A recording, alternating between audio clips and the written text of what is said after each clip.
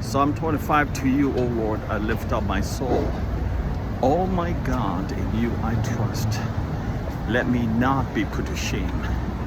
Let not my enemy exalt over me. First, those who trust in the Lord will not be put to shame. You know, this is a very strong shame and honor culture in the Near Eastern ancient world, and still is.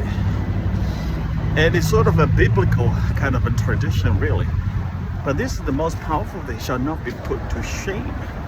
I don't know how many people understand the problem of shame.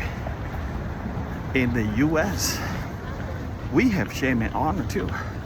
Yes, we have more of a guilt and innocent psychology, far stronger. That's true. But there is also the problem of shame. Shame brings destruction. Shame causes suicide. Teenagers, young people, shaming, online shaming, for example. But this is very powerful. I don't know what it means to you, but oh my God, in you I trust. Now, this is written by David. David's going through a tough time, obviously. You know, it is in the times of uncertainty and in the times of struggle. David said, in you I put my trust. In you I put my trust. To you, O Lord, I lift up my soul. I lift up my soul to you. Now that's really important. Before you can even put your trust in the Lord, you have to first of all lift up your soul to the Lord, to you. What does it mean? You lift up your soul to the Lord. When you lift up your soul, means you open up, you pour out your soul to the people whom, to the one you want to pour out. So like you lift up your soul to your husband, to your wife, to your mother, to your father, or your girlfriend, boyfriend. You lift up your soul. But this is taking to another level of lifting your soul to the Lord. Okay, to come to the Lord, pour out. This is what David is doing. And he says, in you I trust. Let me not be put to shame. In fact, verse 3 says, indeed, none who wait for the Lord shall be put to shame. None. Now that's a huge promise we must get hold of. It says, none who wait upon the Lord shall be put to shame. Nobody. No one. Do you dare? If you don't believe that, you can try that out. But it's kind of hard to try that if you don't, first of all, trust in Him, right? Trust is a very personal thing. You trust in Him, not wavering. You know, you gotta have stamina to trust, because when things are not showing up in what you wanted, what you've been praying for, but you're asking, impatience sets in, and that's a time you begin to question this, question that.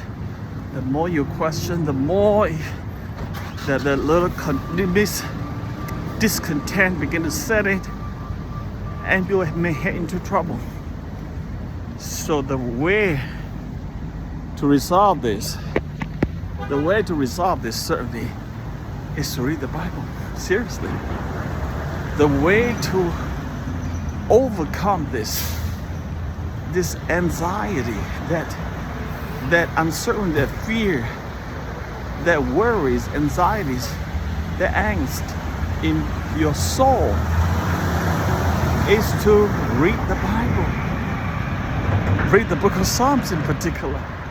You know, that's why I'm doing Psalm 25 today, because that is actually speaking to me personally.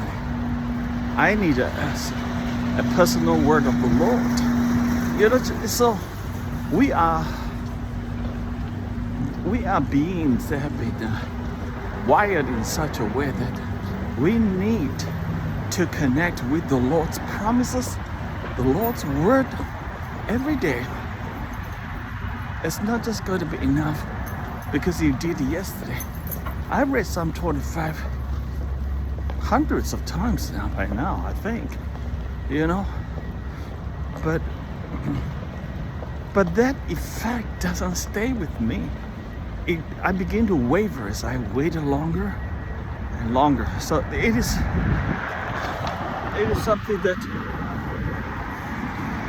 we definitely have to repeat. That's the word. To repeat ourselves. To get into it. That's why Psalm chapter 1 said, "Blessed is the man who meditate upon the word of God day and night." Not just every day and every night, day and night twice. You know, day and night. I think it means this all the time, day and night. So this is it, because God knows we need it. We need to be saturated with filled and meditate. You know, we're not just reading for reading's sake. No, it's more like you reflecting upon it. Reflection, think about it, dwell on it, let it fill your soul. You know, so pray as you read it, go through it with the word of God. Let the promise of God come into your soul. Will not be put to shame. Will not have you. God is not heading anywhere. I don't see anything. I will not be put to shame. I will not. I haven't seen it, but I will see it, because God is faithfulness and steadfast love. Actually, there's a lot of beautiful things we should talk about, and definitely we can see God's mighty things. All right, beautiful verse. Those who wait upon the Lord, those who trust in the Lord, will not be put to shame. That's a promise.